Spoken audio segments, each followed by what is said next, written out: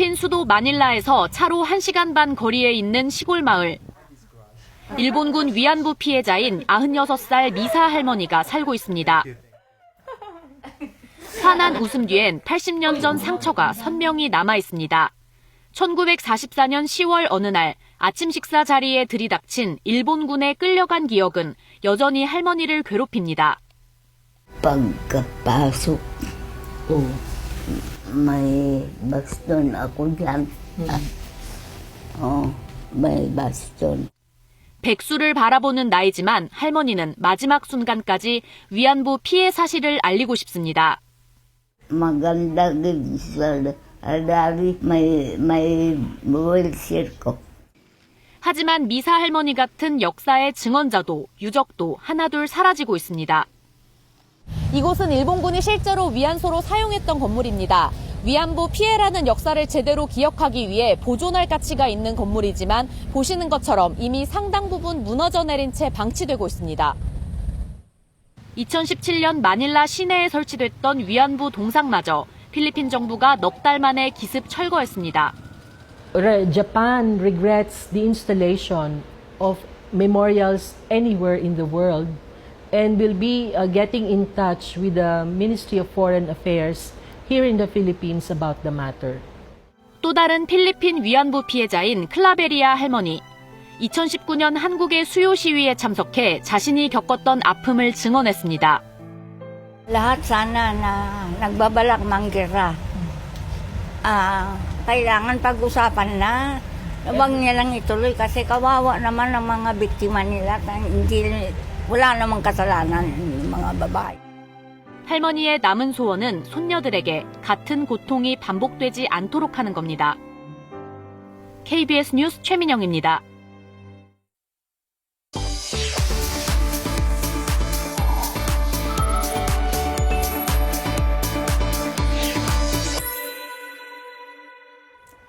생활 뉴스입니다.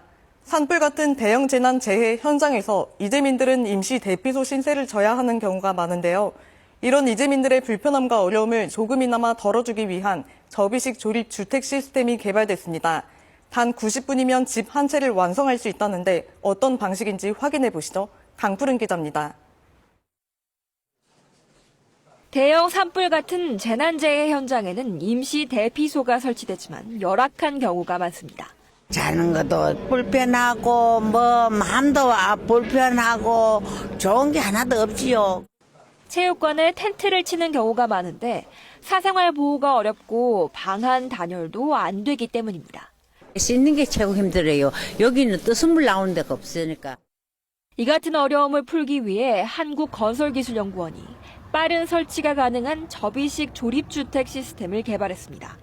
냉난방시설과 부엌, 욕실 등을 갖춘 공간에 방 2개짜리 한 채를 더 붙이면 성인 2~3명도 지낼 수 있습니다.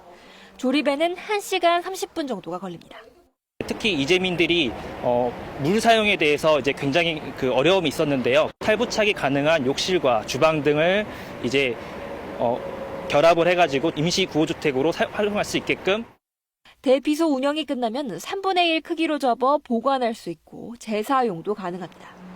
예산 12억 원을 지원받아 2년간의 연구 끝에 개발을 마쳤는데 대량 양산할 경우 한 채당 가격은 4천만 원 정도로 예상됩니다. 재난재해 이재민들에게 큰 도움이 될 거로 기대됐지만 적지 않은 비용이 풀어야 할 과제입니다. KBS 뉴스 강푸른입니다. 어제 발표된 국정과제엔 아동수당 확대 방안도 담겼습니다. 지금은 만 8세 미만까지 월 10만 원을 받는데 2030년까지 만 13세 미만으로 확대하기로 했습니다. 부모들은 환영하는 분위기인데 2조 원가량의 재원이 더 들어간다고 합니다. 김성수 기자가 보도합니다. 만 6살 아이를 둔 이 학부모는 매달 받는 아동수당 10만 원을 주로 교육비로 씁니다. 아이가 클수록 돈이 많이 들어가는데 아동수당은 2년 뒤면 끊깁니다. 아동수당을 받는 부모 절반 이상은 지원기간 확대를 개성과제로 꼽았습니다. 초등학교 들어가고 하면 태권도 학원이라도 가게 되고 애들이 클 때 들어가는 돈은 더 많은데 지급되는 게 줄어드니까 조금이라도 된다면 도움이 많이 되죠. 국정기획위원회가 아동수당 수급 대상을 확대하기로 결정했습니다. 현행 만 8세 미만에서 향후 5년간 단계적으로 13세 미만까지 대상자를 늘립니다. 2030년엔 초등학교 6학년까지 130만여 명이 추가 혜택을 볼 것으로 추산됩니다. 그동안 확대 필요성에 공감대는 있었지만 재원 마련이 숙제입니다. 한 해 아동수당 예산은 2조 5천억 원, 대상 연령을 1살 올리면 5천억 원 정도 늘어납니다. 만 13세 미만으로 올릴 경우 2조 원 이상 더 필요하다는 계산이 나옵니다. 이런 재원 부담 때문에 유럽 대부분 나라들처럼 만 18세 미만까지 아동수당을 확대하겠다던 대선 공약에서 후퇴한 걸로 보입니다. 효과가 상대적으로 떨어지는 저출산 대책을 정비하면서 아동수당으로 통폐합하는 방법이 있고 내수가 안 좋다라고 판단된다면 일정 확대는 해야 된다. 주무부처인 복지부는 아동수당법 개정 상황에 따라 내년도 지급 연령을 정하겠다고 설명했습니다. KBS 뉴스 김성수입니다. 2025년 세계 어린이 청소년 문화예술축제가 오는 16일 서울시청에서 열립니다. 이 행사는 서울시의 민간축제 지원 및 육성 사업에 선정된 국제문화예술교류 행사로 인도네시아, 말레이시아, 몽골, 필리핀, 중국 등 총 12개국의 어린이와 청소년들이 참가합니다. 이날 한국의 청소년 사물놀이팀과 세계 어린이 태권도 연맹 시범단 등 각국의 어린이, 청소년 참가자들이 민속춤과 전통 동요 등을 선보일 예정입니다. 유류세 인하 조치가 2달 더 연장됩니다.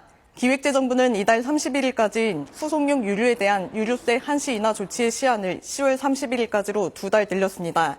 인하율은 휘발유 10%, 경유와 LPG 부탄은 15%로 지금과 동일하게 유지됩니다.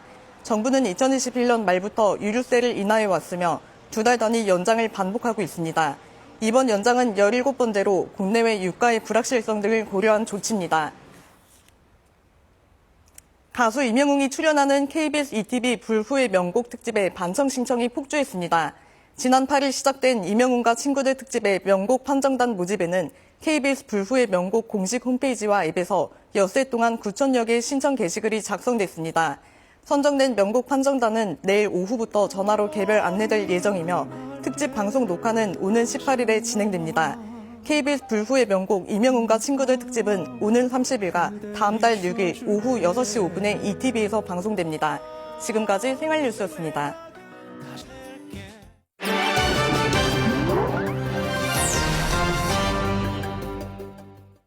세계 자연유산으로 지정된 지 20년을 맞은 홋카이도 시레토코의 여름 바닷속을 들어가 봤습니다. 20여 년 동안 시레토코 바닷속을 촬영해온 수중사진 작가 세키 씨. 여름철을 맞아 바닷속을 들어가 봤습니다. 길이 3m의 다시마가 먼저 나타나고 10m쯤 들어가니 바닥을 가득 채운 가리비들이 보입니다. 지름 10cm 정도 크기인데 30여만 개 정도로 추정됩니다. みんなこれ撒いたんですか、集めたんですかってよく言われるんですが、あれは天然物ですね。 주변은 가리비를 먹기 위해 몰려든 불가사리가 보입니다. 가리비를 발견하면 위에서 눌러 질식시키는데 가리비가 반격하는 모습도 포착됐습니다. 불가사리가 다가서면 조개 껍데기를 열고 닫아 물을 뿜어내며 자신을 보호합니다. 또 다른 천적인 점가자미는 가리비를 집단으로 습격합니다. 시레토코 바닷속의 천연 가리비 군락은 단순히 풍족한 어족 자원 이상으로 먹이사슬과 서식지 환경의 건강함을 보여주는 지표입니다. 애틀랜타 브레이브스와 마이애미 말린스의 경기가 열리는 야구장. 오늘은 심판이 주목받는 경기입니다. 바로 메이저리그 역사상 최초의 여성 심판 젠 파월이 데뷔전을 치르는 날이었습니다. 150년 전통의 미국 메이저리그에서 여성 심판이 정규 시즌 경기에 나선 건 처음입니다. And with that first pitch, Jen Powell has officially made history. 학창 시절 소프트볼 선수로 활동했던 젠 파월은 이후 소프트볼 심판으로 경험을 쌓았고 2016년부터 마이너리그에서 1200경기 이상 심판을 맡아왔습니다. 그리고 마침내 꿈을 현실로 만들었습니다. Just incredible. Like dream came true. Like the dream actually came true today. It was pretty amazing when we took the field and it seemed like quite a few people started clapping and saying my name and stuff. So that was pretty intense. 경기장에는 최초의 여성 심판을 응원하는 피켓들이 물결을 이뤘습니다. 관중들도 박수로 환호했습니다. She handled and managed the game very well. A big day for her, big day for Major League Baseball. 오랜 노력 끝에 야구계의 유리천장을 깬 파월은 경기 후 자신이 착용했던 심판 모자를 메이저리그 명예의 전당에 기증했습니다. 코트디부아르 수도 아비장의 생태공원. 지난 40년간 도시의 애물단지인 거대한 쓰레기 매립지였던 곳입니다. 1,800만 톤의 폐기물이 묻혀 있어 그야말로 악취로 그득했던 공간이었습니다. Les odeurs, toutes les voitures d'eau vive viennent déverser les ordures ici. On n'a jamais pensé qu'aujourd'hui ça pourrait être un impact. 변화는 2021년부터 시작됐습니다. 아프리카 개발은행과 국제협력기구의 지원을 받아 정부가 대규모 정화 작업과 녹지 조성 프로젝트를 진행했습니다. 이제는 산책하고 담소하는 공간으로 탈바꿈한 모습에 매립지였던 과거를 기억하는 주민들은 감탄을 연발합니다. Tellement beau à voir, tellement joli, donc on va y revenir encore. 코트디부아르 정부는 특히 폐기물에서 발생하는 메탄가스를 포집해 에너지로 활용함으로써 환경오염을 근본적으로 해결한 사례로 평가받고 있습니다.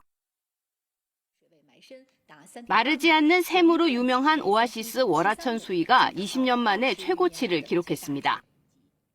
간수성 둔황에 위치한 작은 오아시스인 월화천. 고대 실크로드를 경험할 수 있는 명사산 사막공원에 위치해 있습니다. 2000년 넘게 마르지 않는 샘물로 유명합니다. 1990년대 말 수위가 내려가면서 평균 수심이 1m에 불과했는데요. 최근 수심이 20년 만에 최고치를 기록했습니다. 수심 3.8m, 수역의 면적은 2만 1000제곱미터에 이릅니다. 생태 습지를 조성하고 용수를 보충하는 등 2016년부터 시작한 생태와 수자원 관리가 효과를 거둔 결과입니다. 地下河在这里呢流经的时候，这块路头就在那个位置上。像这个泉里面都是这种，有几个泉眼都是像这样的往出涌水。 초승달 모양의 오아시스로 이름난 명사산 월화천은 2015년 유네스코 세계 지질공원에 등록됐습니다. 아름다운 경관을 보기 위해 이곳을 찾은 관광객 수가 올 상반기에만 125만 명을 넘어섰습니다. KBS 월드뉴스입니다. 이어서 오늘의 주식시황 KB증권 연결해 알아보겠습니다. KB증권입니다. 미국 금리 인하 기대감 확대 호재에도 국내 증시 영향은 제한적입니다. 상승 출발했던 코스피는 하락 반전하는 등 혼조세입니다. 7월 소비자 물가지수 결과에 9월 금리 인하 기대감 확대를 넘어 50bp 인하 확률도 등장하며 미국 증시는 상승했습니다. 특히 중소형주, 전통주 중심으로 강세를 보이며 다우지수는 1%대 상승, 러셀 2000 지수는 2% 가까이 올랐습니다. 반면 엔비디아와 마이크로소프트 등 대형 기술주는 하락했습니다. 한편 미국 10년물 국채금리는 약세를, 유가도 이틀 연속 내렸습니다. 이 시각 현재 코스피는 12.55포인트 하락한 3211.82에 코스닥은 1.01포인트 내린 813.09에 거래되고 있습니다. 업종별 흐름 살펴보면 전기전자 업종 약세입니다. 코스피 시장에서 외국인과 기관은 매도를, 개인은 사고 있습니다. LG에너지솔루션과 삼성 SDI를 비롯한 2차 전지주 흐름 좋은 가운데 메리츠 금융지주는 반기 최대 실적에 상승 중이고 두산퓨얼셀과 현대글로비스 52주 신고가를 기록했습니다. 반면 LG디스플레이와 한화생명, HMM 하락하고 있습니다. 코스닥 시장에서는 ABL바이오와 JYP엔터 상승 중이고 오늘 상장한 G2G바이오 강세입니다. 미국 증시에서 다우지수는 44,922.27에 나스닥은 21,713.14에 마감됐습니다. 현재 아시아 시장 중국 증시는 상승 중이고 일본 증시는 하락하고 있습니다. 이 시각 현재 달러화에 대한 원화 환율은 1,384원 70전에 거래되고 있습니다. 지금까지 KB증권이었습니다. 지금은 주로 경기 남부와 강원, 충청권에 비가 내리고 있습니다. 현재 경기 남부와 충남, 세종에는 호우주의보가 내려진 가운데 오늘 늦은 오후까지 경기 남부와 충남을 중심으로는 다소 강한 비가 내리는 곳이 있겠습니다. 오늘 세종과 충남에 최대 100mm 이상, 경기 남부와 충청, 경북 북서 내륙에 10에서 60mm, 서울 등 그 밖의 중부지방에 5에서 20mm의 비가 더 내리겠습니다.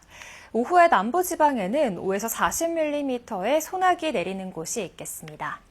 오늘 서해안과 중부 내륙에서는 바람이 강하게 불겠습니다. 남부지방은 무더운 날씨가 이어지고 있습니다. 영남과 전남, 제주 해안에는 폭염경보가, 충청 내륙과 전남 지역에는 폭염주의보가 발효 중입니다. 오늘 한낮에 광주는 35도, 대구 34도, 부산은 32도까지 올라 덥겠고 서울은 28도에 그치겠습니다. 남해안과 제주도 해안에는 높은 널이 밀려오는 곳이 있겠습니다. 중부지방의 비는 광복절인 내일 오후까지 이어지겠고 영남권에는 오후 한때 소나기 소식이 있습니다. 지금까지 날씨 전해드렸습니다. 뉴스를 마칩니다. 시청해주신 여러분 고맙습니다.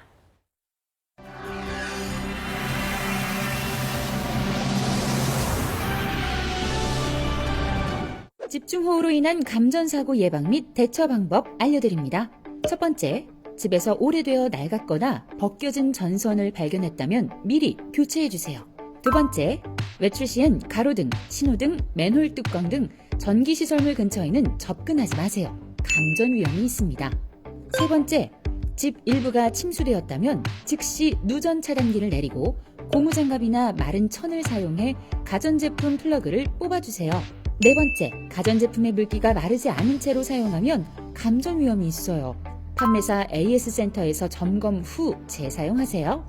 다섯 번째, 만약 감전사고가 발생하면 즉시 119에 신고한 후 차단기를 내리고 고무장갑을 이용해 피해자를 전선이나 기기로부터 떼어놓으세요.